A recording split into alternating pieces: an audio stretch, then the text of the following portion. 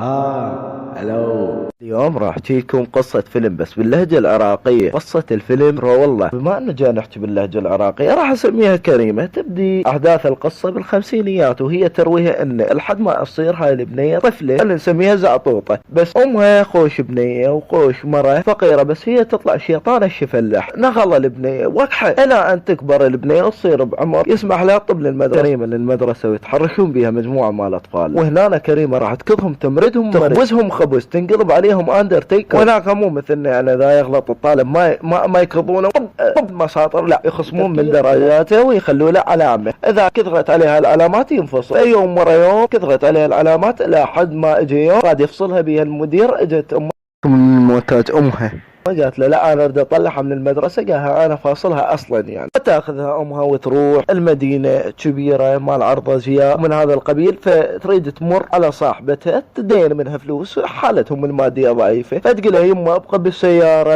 اذا تنزلي من السياره اكلك الطنطل. بس هي طنطل كريمه ما يمشي عليها هذا الحكي. المهم تنزل امها من السياره ورا دقائق راح تنزل كريمه وتطب لي الحفله، تركض وراها الكلاب. المهم هنا راح يصير حدث يغير حياتها. بعد ما يصير هذا الحدث وتروح لندن تلتقي بأصدقائها هوريس وكاسبر.